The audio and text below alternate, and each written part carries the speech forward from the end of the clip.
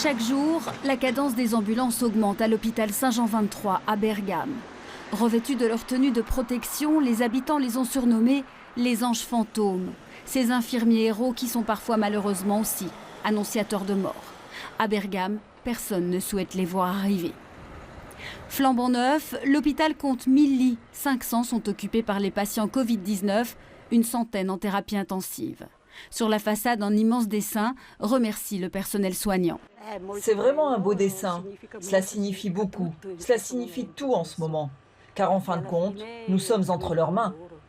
Toute la direction sanitaire de l'hôpital est positive au coronavirus.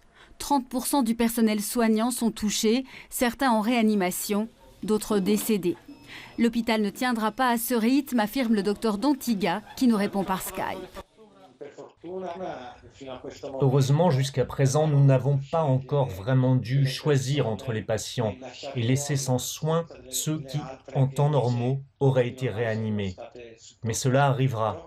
Si les patients continuent à augmenter, le choix devient inévitable. La structure atteint clairement ses limites. Les réservoirs d'oxygène sont vides. Un système extérieur a dû être installé en urgence. Mais comment expliquer ces 9% de mortalité des patients du Covid-19 ? Il y a deux raisons. D'abord parce qu'il y a un entassement dans les hôpitaux, il y a trop de demandes. À un certain point, ils ne réussissent plus à gérer. La seconde raison, c'est parce que l'hôpital est une source de contagion. Beaucoup décident de rester à la maison le plus possible et quand arrive le moment où ils doivent partir à l'hôpital, la maladie est trop avancée. Malgré les mesures de confinement, les experts prévoient que le nombre de morts augmentera encore au moins jusqu'à la mi-avril.